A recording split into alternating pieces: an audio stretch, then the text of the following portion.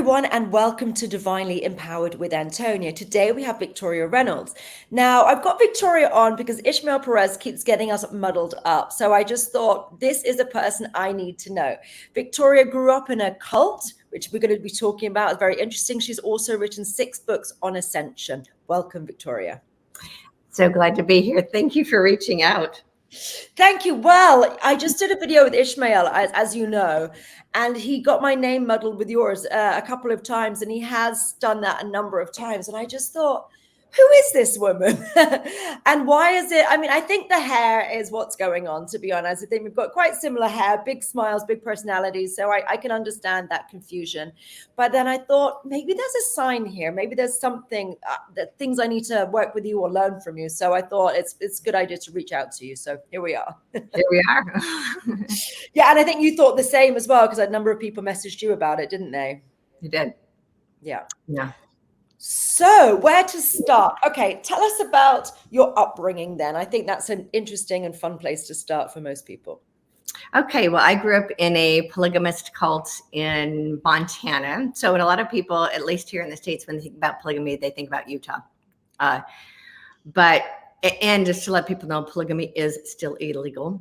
I don't know why there's this belief that somehow that it's legal in Utah. It is not legal in Utah. It's not legal anywhere in the United States. Can you please explain what polygamy is for those who don't know, please? Sure. So polygamy is basically the practice of having more than one spouse.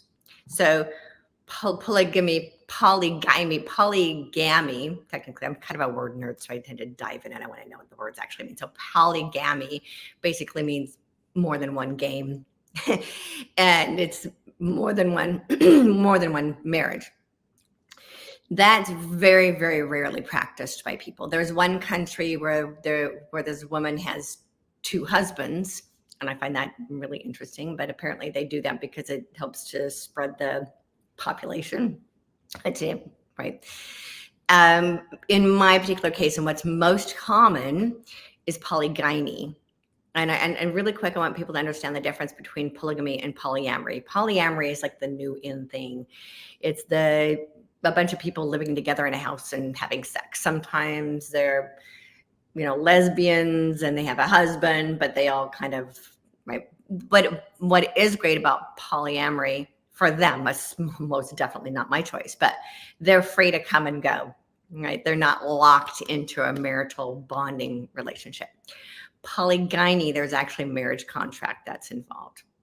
So polygamy is what fundamentalist Islam's practice. And polygamy is what fundamentalist Mormons practice. And it is essentially, it is a contractual marriage between a man and more than one woman. And they're really difficult to get out of because they are soul binding contracts, in particular with fundamentalist Mormonism, which is what I grew up with. And I think it's really, really, really important for people to understand that Mormons do not practice polygamy. Mainstream Mormons are not polygamists. The mainstream Mormon church hasn't practiced polygamy since the 1800s. In fact, if you're discovered practicing polygamy, you get excommunicated from the Mormon church. But you have all these little groups that call themselves Mormons because their core beliefs are Mormon-based. And they think they are the only true church because they're following the teachings of the Mormon church from the 1800s. So that's what I grew up in. I grew up in this teeny tiny little cult in Montana. It was the only true church with the only true prophet, which is what all these groups teach. And my dad was a polygamist. Everybody in my community was polygamous. That was my normal growing up. And that anybody who didn't practice polygamy wasn't obeying God's primary law. Literally, and a woman can't get to heaven unless she lets her husband have at least 3 wives. Don't you run out of men? Or run out of women? You must run out of women if you're. Yeah. So what happens is that the young men are encouraged to go out into the world and find a woman and bring her back. Go out into the world and find women and bring them back. And then in some of these groups, they actually kick the young men out because they're competition for the women that are there. So the old men want the young girls that are coming up, and so the young men get kind of kicked out. And then if they come back, they have to bring a woman back with them. How does I just want to know how the bed works. Do you have like 4 people in the bed lined up next to each other, or how do you take turns? How does it work? That might be how it works in polyamory. That is not how it works in polygamy. No, no. This is all done strictly for religious purposes. So every woman, it depends on the house. Every woman either has her own room, or she has her own home, or she has her own suite within the house, or it's a duplex and she has her own section of the duplex. But yeah, there is no bed sharing that goes on. I mean, there's almost no sex that goes on, which is what's really interesting, because in the one that I was raised in, it was taught that sex was a carnal desire, animal instinct that needed to be overcome. So sex was actually not allowed unless you were procreating. So, and would you have sex at specific times to when the woman was fertile? Was it planned or right? And then the man has a separate room, and then you've got, so one man, so you need like a 4-bedroom house, do you? Or at least, and then you've got kids on top. You need a mansion to be able to cover all these people. Yeah, if you go to like the houses in the 1800s in Utah, they were mansions, because there was one man with all these wives and all these kids, and they were huge houses. So it really depends on the family, and the wives take turns. So in the way that I grew up, the man would go from, it's like there was a schedule, and he knew where he was each night of the week. Who did he have his own separate room, or would he just sort of bed hop? Bed hop. Yeah. And so it's really interesting. When I was in high school, I tell people my mom's house, but I'm like, why do you say that? And I realized I was just defaulting into my mom had a house and Yvonne had a house. And so the men really don't, although they are the king of the castle, they don't actually have a castle unless all the women are under one roof. Wow. Bizarre. So how did you get out? And when did you realize? I started realizing at about 16 that I didn't want to be there. My dad had promised me to a friend of his when I was 11 years old. And I was so afraid that he would end up fulfilling his promise. So I ran away from home when I was 17. Yeah. Jumped in the back seat of a car and told them that my parents said it was okay for me to leave. Obviously they weren't. And that was it. Yeah. I would go back to visit every once in a while, but that's when I physically left. Wow. Goodness. And then you got into the spiritual world. So yeah, tell us about your books on Ascension and how all that goes. You look like they're very interesting. So did that shape you in any way? Or do you think those experiences led you more into Ascension and more into the spiritual realms? Or how did you jump from there? Oh yeah, it wasn't a jump per se. I mean, our backstory is our backstory. Of course, everything we experience as a child lays the groundwork for who we came in to be. Mm-hmm. So I floundered for about 5 years. 4 years. Still, I was very suicidal. And a friend of mine introduced me to a center for spiritual living, which is this beautiful spiritual centers. I think they're all over the world, but it was in Utah. And I had basically decided I would never step foot in a church of any kind ever again. I was an atheist. And I went to this one session. Actually, the friend of mine said, you need to go to this church with me. It's really cool. The minister is going to talk about prosperity.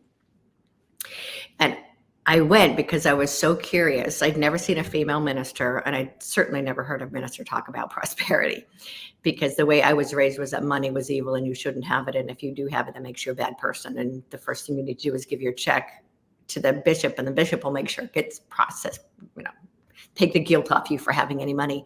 Wow, that's smart. No, it's not. It was a total control. So no, I know, but it's smart. If the church should get all your money, that's what I mean. Yeah, for sure. It's smart manipulation. That's what I meant. It was communism. That's one of the things I realized when I was in high school. I went, oh, wait a minute. What we're doing is a small version of communism. I grew up in a commune. Of course, it's communism. So everybody gave their paychecks to the bishop, and then the bishop would decide who got what. So It was supposed to And they be get the bigger and bigger houses and these huge compounds ultimately because people are giving so much money to their churches. Yeah. some people had big, beautiful new houses, and we had an old beat up house, but it was supposed to be equality. So it was equal in the same way that communism is equal. The people at the top had Yeah, I've been to Cuba. and everybody else. I've been to Cuba, and most people are poor, and then the president lives in palaces. There is no equality, and there are different values to doing different jobs, and everyone it works till about 500 people because I've seen the Aztecs and the Incas and that sort of stuff, and it works to around 500 people, and everyone can have a role. Like you're the fisherman, you're the hunter, you're the farmer, you're this, and everyone's contributing equally. You're doing sanitation, whatever it is. But unfortunately, after about 500 people, then you need to have more infrastructure, and then someone gets raised up because they're the one who's in control and leading. 500 is about the maximum you can manage, and beyond that, there just has to be different statuses because there's got to be someone who's doing the directing of people, and then they become higher up, and it doesn't work beyond that number. That's what they've surmised anyway. That's interesting because that's probably right about the time it started. I mean, there was a level of it's hard to explain. So that cult still only has less than 1,000 people, but there is something that started to happen right around 500, and the community lost a lot of its community. And you can keep track. 500 people you can sort of keep track of. That's fascinating. Yeah. So they say with the Incas, honestly, I did a tour, and that was at Machu Picchu. They were telling us when it goes past 500 people, things go wrong. Well, there was always these men at the top that kind of ran and controlled the whole thing, but they had this vision of, living in unity and brotherhood, and the community garden and the community store and the community center. And we had community dinners every night when I was a kid. And as a child, it was fun. But, there was the dark side behind that was the assigned marriages, and the legal marriage age was 14. So they were assigning girls when they were 14 to their husbands. So all that was going on too. And there were people that were there specifically because they were pedophiles, and they knew they could get away with it because you were in this community when there are kids everywhere, because these communities have kids. It was a young community, young families, and kids everywhere. Mm-hmm. And so it's, there was that, and all that was hidden. And as a child, I didn't know that existed.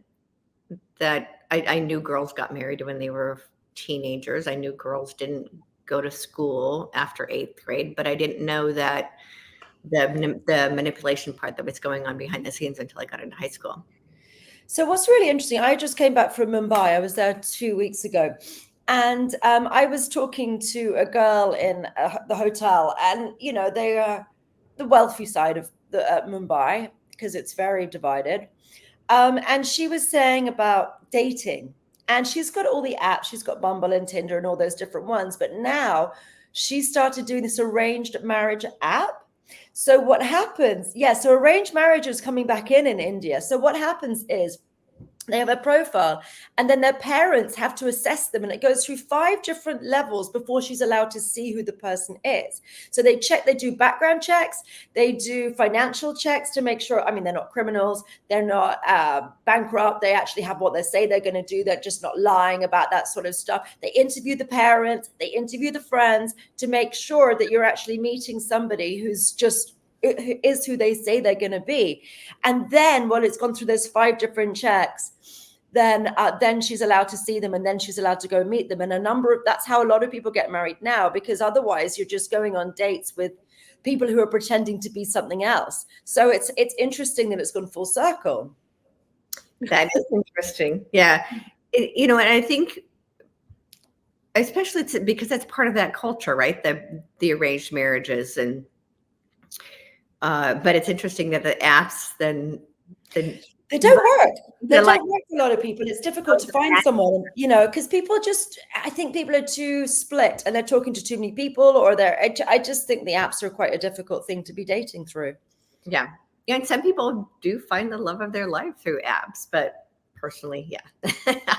All right, let's get on to spiritual topics. Okay, So I was in Utah. I went to this spiritual center, and that's actually what got me into self-help books. And I didn't call it spirituality at the time. I didn't realize that spirituality and self-improvement were really intertwined until about maybe 15 years ago.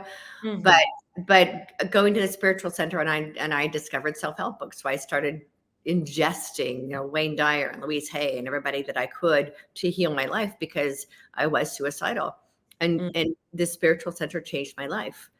Well, I forewent all that because I became a mom. I put all my focus into being a mom and running. I had several businesses I was running, traditional mainstream businesses. I had several medical companies. And then I had my midlife holy shift, as I call it. It's one of the things I explain to people is that when we're ready to move on to the ascension path, we go through a awakening catalyst moment. So if you are going through a time in your life right now where it feels like your entire life is falling apart, it's actually because it's getting ready to come together. And all of the old self has to fall apart for us to become who it is we're really meant to be. I think that happens more than once. Often. It does, because it's a letting go of the old, and then you emerge into this new version of yourself. So it's happened for me multiple times. There's one way of being able to look at that's why I call it a holy shift.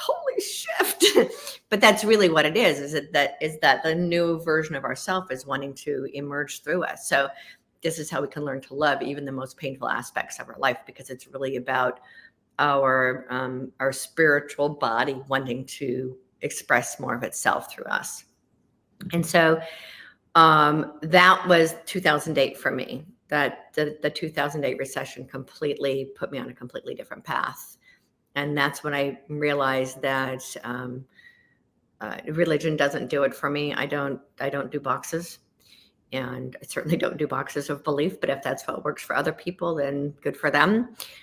For me, spiritual freedom is freeing myself from those boxes of belief. So everything I teach is spiritual freedom. And so that began my ascension process, but I didn't really call it that because ascension is such a religious term. New earth is a religious term. A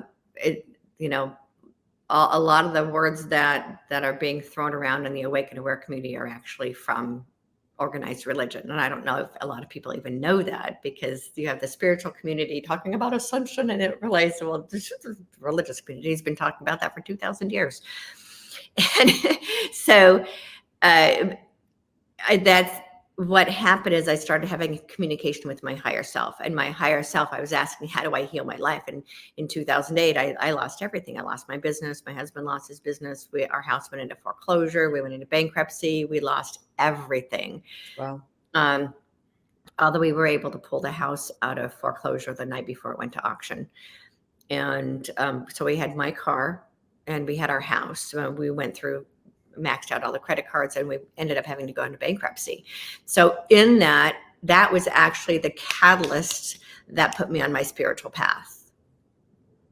One of the things I explain to people is it's sometimes it's another way to say it. It's a come to Jesus moment, right? So for some people, they get reacquainted with their religion. That might be their path. They develop a relationship with Jesus again.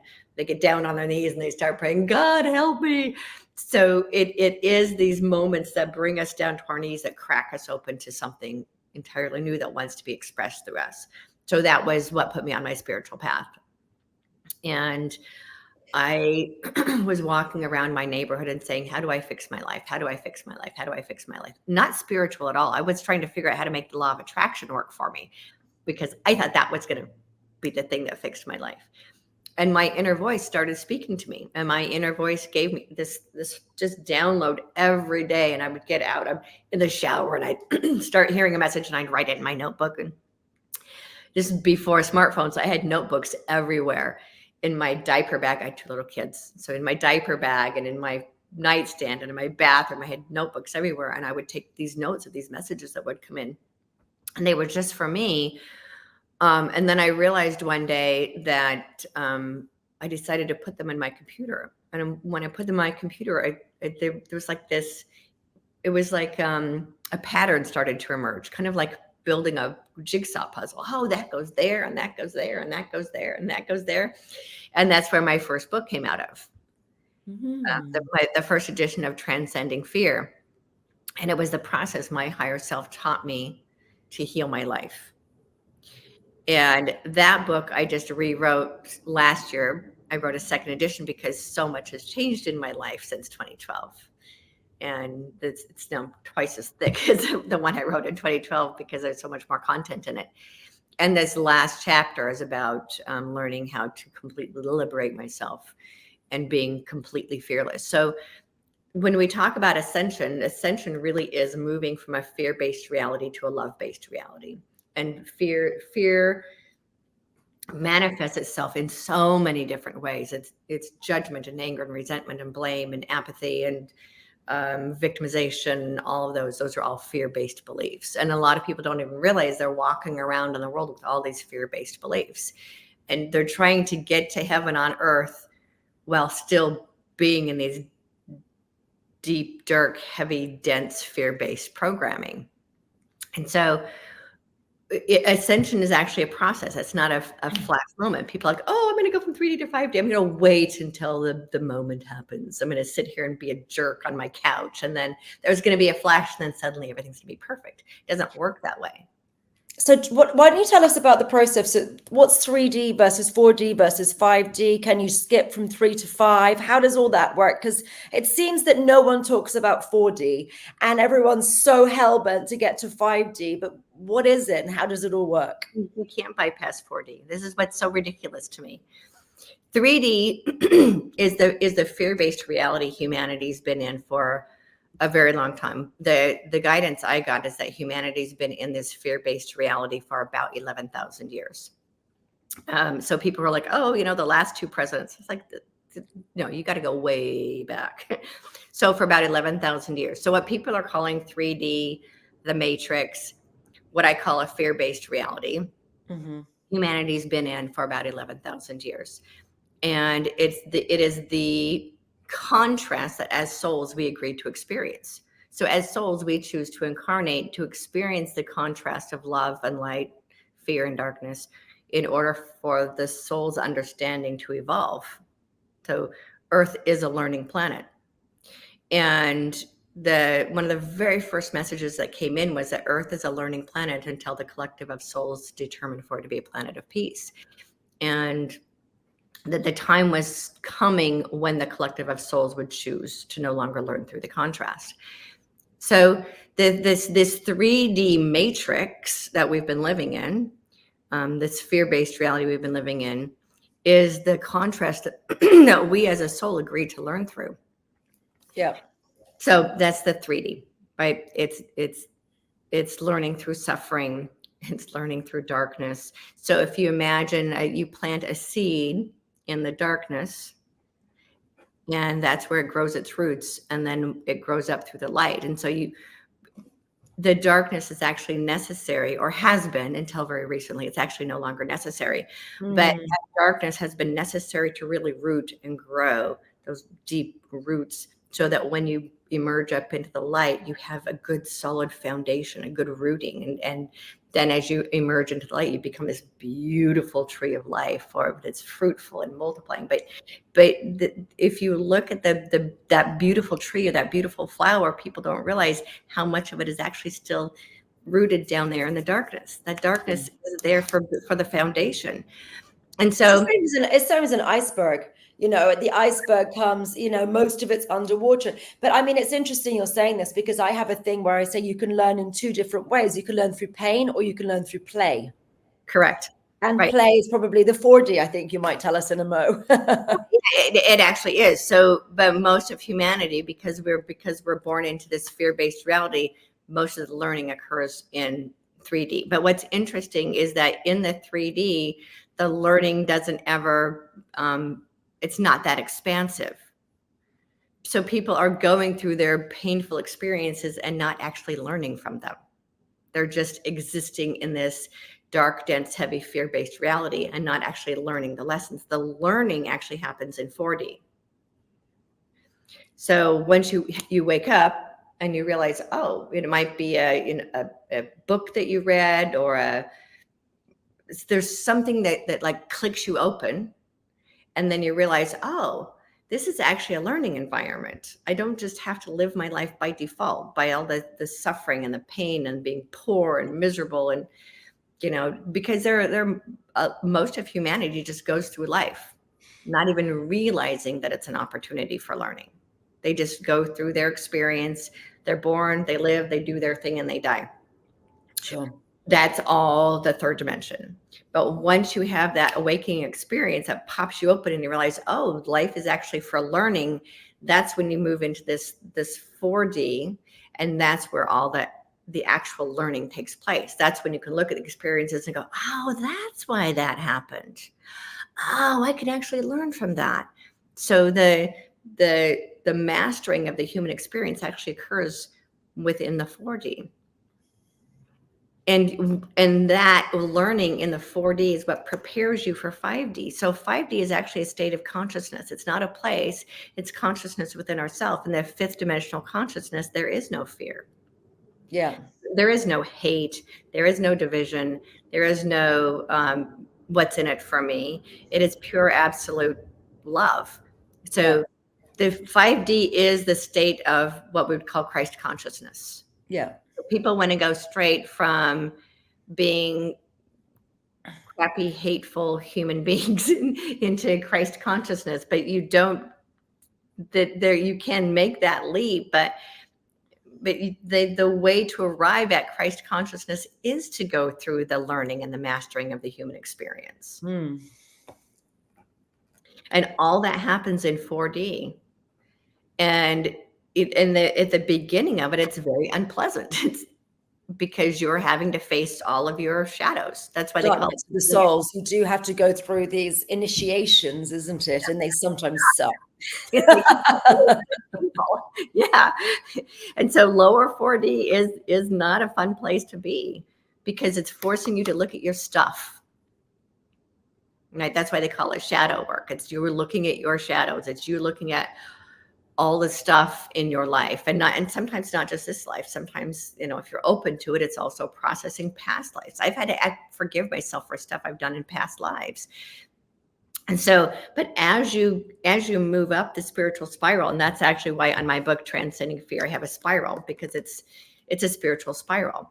As you move up the spiritual spiral, at the bottom, it's very dark and dense, and it's like tar almost working through as you're trying to move up into the light. It's like if you imagine a seed at the very beginning, but it's pushing out, or like a butterfly pushing out of the chrysalis. That's not easy. But once you push up out of that, you have to become goo first as a butterfly.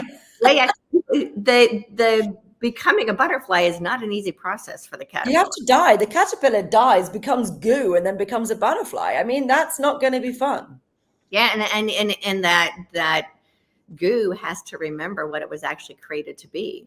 So, which is why you see the butterfly used so much as a spiritual analogy for the metamorphosis between this old self and the new self, is because as human beings, as we're going through this I call it a transcendence process. We call it ascension. As you're going through that process, it's a complete breakdown of who you used to be. And a willingness to let go of who you used to be and everything about who we are.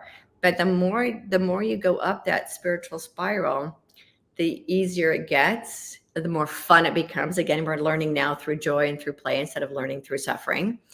And sometimes you look at things, go, oh my gosh, I can't believe I used to believe that. I can't believe I used to do it. It actually becomes funny. Some of the things when we realize a lot of this stuff. That you've evolved when you are laughing at your own own stupidity or your own mess ups. I think that is great, and and you can do that most of the time. And I think occasionally you get hit by a juggernaut, and then you're like, ooh, and then you have to go process that all again. But most of the time you can be quite playful and just laugh at your own silliness and. Rather than getting very dramatic about things and very upset about things.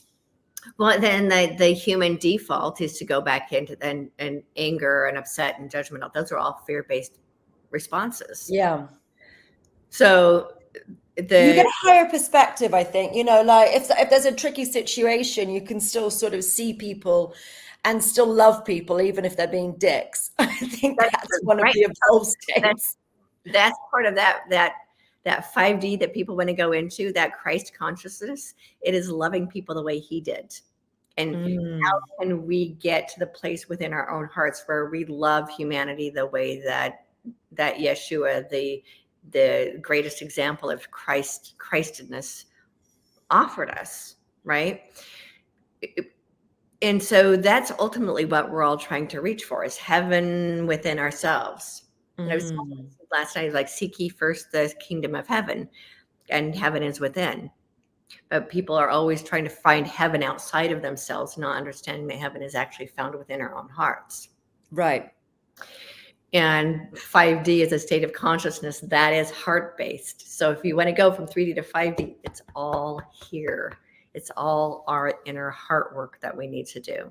And sometimes heart work can be hard work. And to be okay with that. Most of the time, I would say. The interesting thing is, as you go up this spiritual spiral, I'll hit something. I'm like, oh, darn, I thought I was done with that, because it'll come around again. Yeah. Around again at a higher level. Yeah. As it comes, like I call it, we learn through, I say it's a poke, a pinch, a slap, and then hit by a car, because it's normally the same lessons which are repeating themselves. And then if you've got wax in your ears and you're not really listening, then it has to get more and more aggressive. And the hit by a car is a literal hit by a car. It can be some nasty illness that we end up developing. And it's really interesting. I've known a number of people who have survived cancer, and it's completely changed them as people. And they've actually grown so much as individuals when they've had to face their immortality and actually deal with these different things. And the people that I know, a number of people who are grateful for having that awful illness, because it's made them so much happier, because they've actually dealt with their emotional stuff, which was causing the disease, I would say. So yeah, they become a lot freer and a lot more open, and it changes you if you manage to make it through. It's a big lesson for many. Yeah, that's one of the spiritual catalysts that I talk about. Another way to look at it is it's a near-death experience.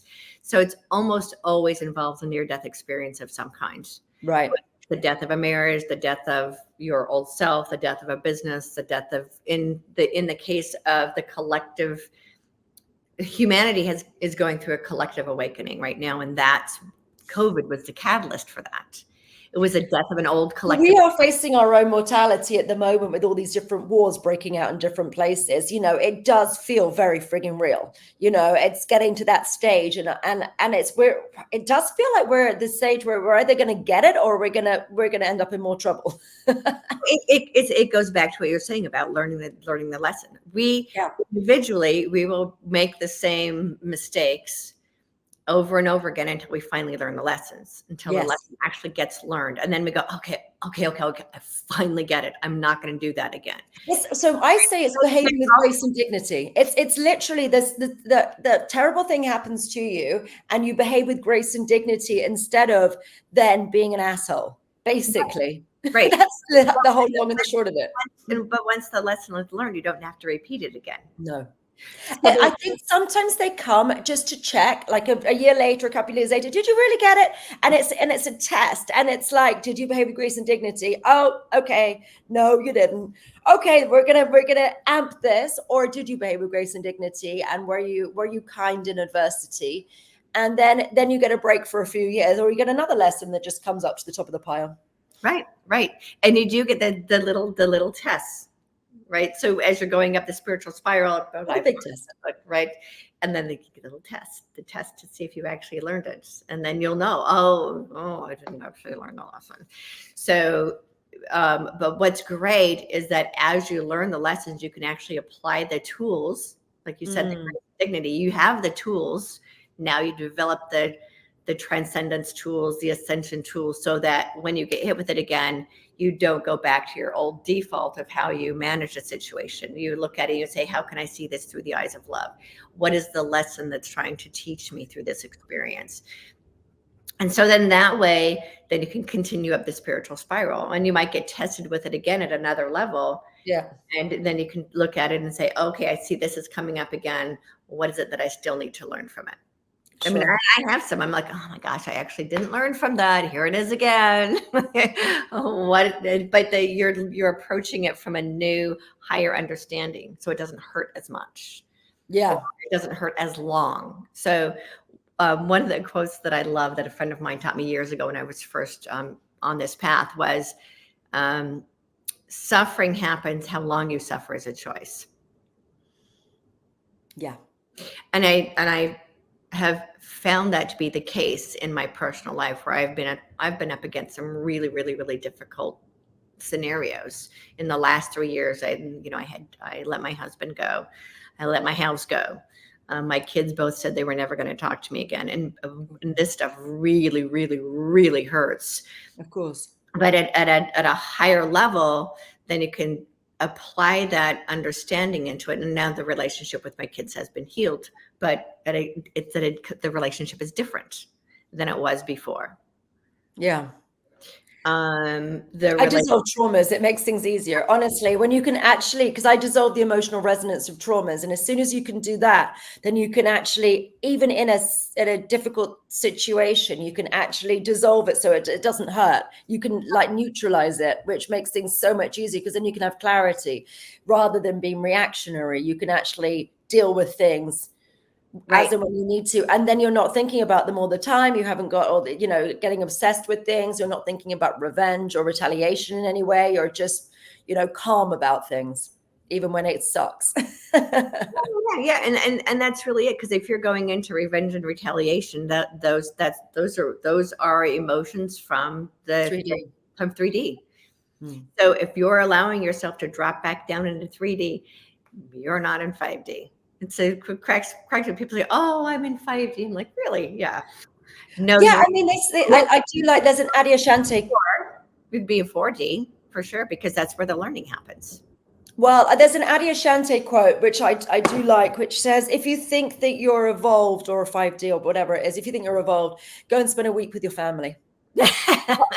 I think, or maybe it said enlightened. Yeah, if you think you're enlightened, go spend a week with your family. And I think we can all say that we might not be in 5D when we spend a week with our family. I think we suddenly realize, I got some work to do. And it's great. I think people really need to learn to be compassionate with themselves as they're going through this process. Because what happens is a lot of people then go into self-judgment. And then they project their self-judgment onto other people, because self-judgment is so uncomfortable. So this is about learning. The easiest way for me is to always ask myself, how can I see this through the eyes of love? How can I see this through the eyes of love? And it always brings us back into that loving center, back into that loving core. And when you ask how to see it through the eyes of love, then you start to see the lesson that's in it, and you start to see everyone that's part of the lesson through the eyes of love. The other thing I wanted to mention is that we're talking about the collective death, is that we individually go through learning the lessons until we finally learn a lesson and don't have to repeat it anymore. That happens collectively as well, which is why we're being faced again with this potential world War III. Armageddon seems like it's like potentially coming from several angles simultaneously. Yeah, because we haven't learned the lesson. Sure as hell we haven't. When humanity collectively learns the lesson, the lessons, these really painful experiences will no longer exist. So it's up to those of us who are conscious and aware of this to actually hold the vision and hold the intention and hold the love and the frequency of knowing, yes, we have learned the lesson. The lesson that hasn't been learned is that all of humanity is equally worthy, equally loved. But we have all of these beliefs. We're compartmentalized, and I think we're very pushed to be compartmental and tribal about different things. Even, I don't know, sports events or something. It's like us versus you.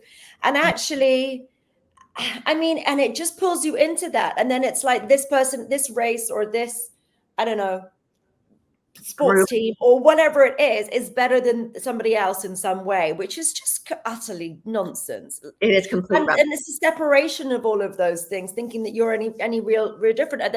There were very different specialities, and people are special in different ways. If people are all seeking excellence, then you can also sit there and go, oh my goodness, you're amazing at that, you're amazing at that. And we can be, admire each other and realize that we have different skills and we're better at different things than certain than other people. But ultimately, we are all worthy to, be alive and to be loved. That's the whole thing, really. Right. And so in this lower fear-based third dimensional. So one of the things I wanted to mention is that 3D and 4D converged into the human experience in 2012. That's actually what the event was in 2012. Oh. Which has made it possible for people to now move faster up that spiritual spiral. Before, you had to make you used to have to die to go to heaven, and now we have the ability to bring heaven into the human experience. And this 3D 4D convergence that happened in December of 2012 actually makes it possible for humanity to move up that spiritual spiral much faster than it used to be. So with the 4D, you can sort of switch in between them. So if you spend most of your time in 5D and you're sort of quite heart-centered and happy and loving, and then something awful happens and you can drop back into 3 or 4, or you just, is it not that flexible? If most of the time you're in a fifth dimensional consciousness, you pretty much never go back down into 3D. Yeah, but you can go into 4. Certainly go into 4. So for me, 3 would be the revenge side of it, when you'll get really angry about it. And 4 it's like, this sucks, I don't like it. But 5 is completely chilled about whatever may have happened at the time. Is that? Yeah, and it's when you look at it and go, oh, okay, I can see how this is the universe serving me.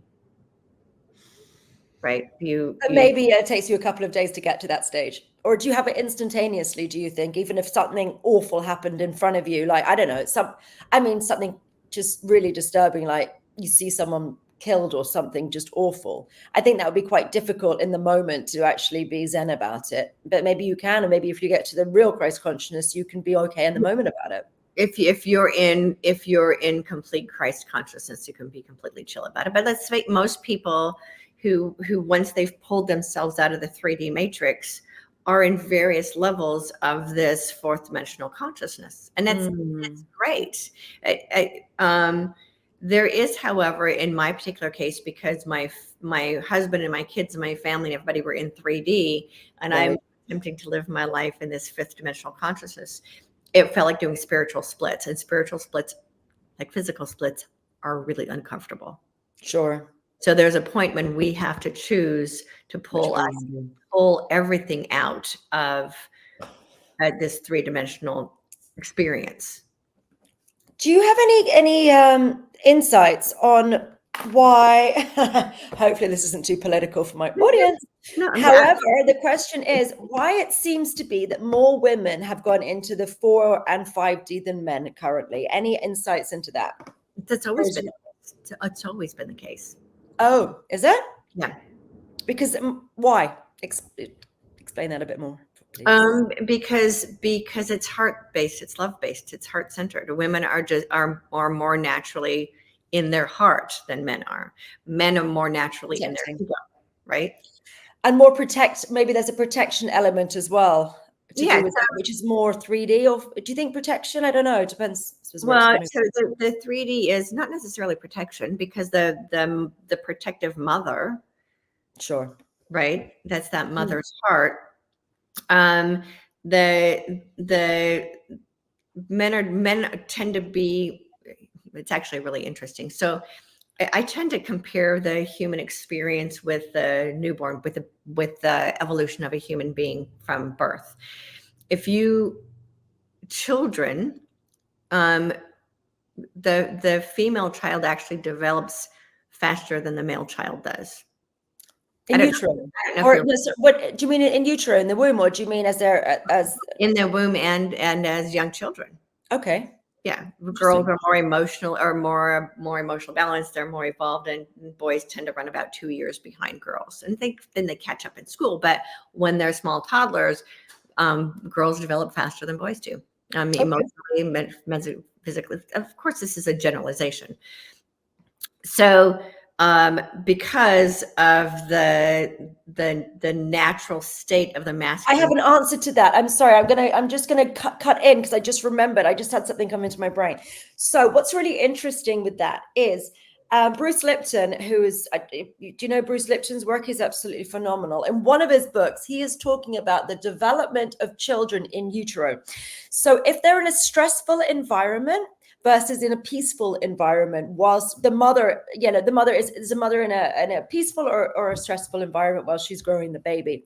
So the ones who are in a stressful environment end up with denser muscles. They end up having more of the energy or focus goes, and they end up having better density of muscles and are easier for them to be strong. Whereas the peaceful environment, the babies end up with bigger brain capacities and actually more brain matter, which I think is really interesting. So maybe there's something to do with that as well. Like men are potentially, maybe when the women are developing more emotional intelligence, maybe the boys are developing more muscles.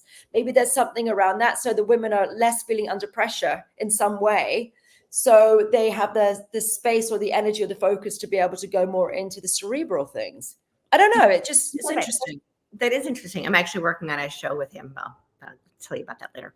Wow. I love Bruce. He's great. An actual movie that I'm working on with Bruce.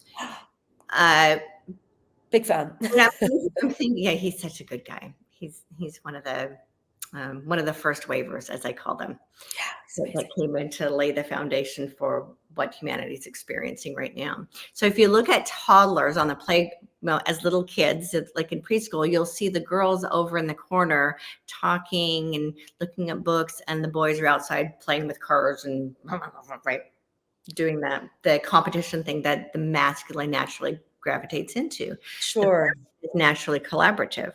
So all this whole lie that women are competitive is actually not true. That was actually been taught to females. Women are actually naturally collaborative. And so I think there is that being more in the heart and being more in the creative mind, where the masculine tends to be more in the strategic planning, strategizing, competitive mind. So when it comes to spiritual evolution, the feminine has always been more spiritual, and the masculine tends to run behind. And I've seen this when I first started having my awakening experience back in 2008. I asked my teacher, I said, this is like a feminist movement? And she said, it's actually a love movement, but it looks feminine because the men are about 10 years behind, and eventually the men will catch up.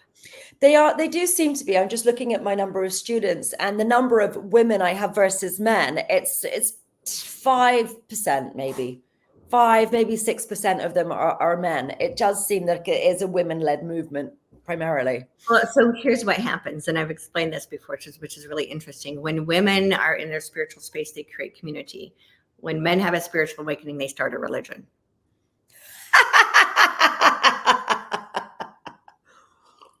Because the masculine wants to, just the masculine mind, which is why we need both the masculine and the feminine. The masculine mind strategizes, plans, organizes. So they're like, oh, I have had an awakening, I need to organize. That's what the masculine does. Where the feminine says, I'm going to bring all the girls together and we'll talk and we'll work it. But there isn't an organization that goes through it. So we need to learn to love and embrace both the masculine and feminine aspects that exist within every single one of us. Sometimes we need that organizing, strategizing masculine mind if we're starting a business, and it needs to be organized. Sure. We also need to embrace the feminine, creative, loving mind of the feminine. Nice. So tell me where we're going. I know you have another book and it talks about the future, where we're going to be going into the 5G. So tell us some good news about where we're going to be going. Hopefully it's good news. Recreating Earth.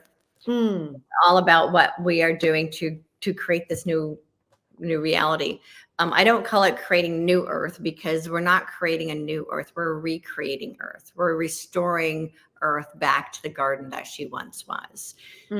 Is this beautiful place? This is this fifth dimensional reality people keep talking about. What does it look like? So Mother Earth, Mama Gaia, as I call her, asked me to write a book for her children to be able to see what's possible on this planet.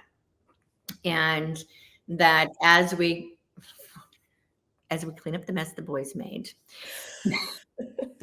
Right. And this is also why it feels like a feminine movement, because part of the role of the feminine is to do that, is to clean up the mess.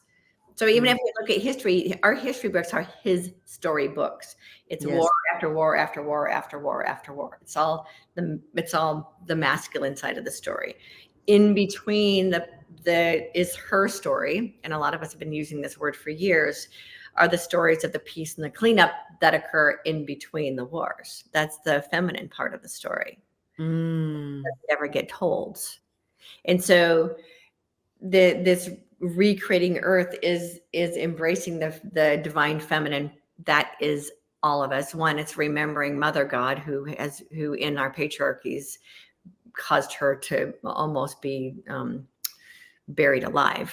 And so she's been in this resurrection. That's actually what the resurrection is, the resurrection of the divine feminine, and putting Mother God on the mantle next to Father God in this beautiful, perfect place of harmony, because we need both the masculine and the feminine for all creation. And so, but only the masculine's been worshipped for thousands of years. I mean, basically, humanity forgot about its mother. That's one of the reasons that humanity's been in separation anxiety for thousands of years, because we haven't had that love of the mother.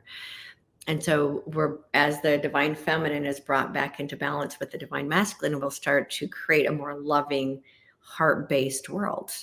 And so recreating Earth is the future that I was shown. One of the beings I work with is Archangel Metatron, and he is the keeper of the records. He's like God's secretary. It's the easiest way to put it. So he's the keeper of the Akashic records. He's the keeper of the scrolls. And he showed me what the future of Earth is if we are willing to get past all of this division and all, and go into understanding that we're here to unify. And when we unify and we no longer have sides, that I don't get into politics. I don't do right, left, liberal, conservative. Those were all made to keep us divided and conquered. We have to once we come into this heart of unity, then we can actually create a world that works for everyone, not just the few lucky ones at the top. Right. Yeah. That's beautiful. So this book I went into all of the different systems and showed how the systems are going to be recreated. And the reason that I was asked to write this is because people kept saying, well, what does it look like? How do I even envision what it looks like? It's like, okay, humanity needs a vision to invest their energy into, because one of the things I keep noticing is that we keep putting our energy on problems instead of solutions. We have to put our focus on the solutions, because the problems will be as long as we energize the problems. That's how you solve problems. You don't tear things down, build better. Build something better and find an alternative. Like a lot, I do healing, and I'm figuring out ways to solve diseases. Don't try and bring down these big institutions. Have a better product, which then is dissolving the diseases. And then people go, well, why would I bother going to hospital when I can go see Antonia or her students, and she can go and dissolve these diseases for me? There's no need to go get cut open and dissolve these, do these things. I had one of my practitioners had a benign uterine tumor the other day, and I did some work on it. I deleted the emotions around it, and it was gone in 48 hours. We've got scans. We're trying to get the scans. But yeah, so if you can do that, then people go, why would I want to get cut open and go and get this thing removed when actually we can do it with energy? So you just build something better, which will solve the problem, and then the old system falls away. You don't need to go and tear something down, and never tear something down until you have something ready to go. But you don't even need to tear it down, because people will just, choose not to go to that system. Absolutely. Something better. Absolutely. And that's exactly what it is. So people are complaining about all the old systems, but not realizing if you just stop using them, like you said, if we focus on the solutions, the problems melt away. Yeah, you have to. And it's just crazy to not do that.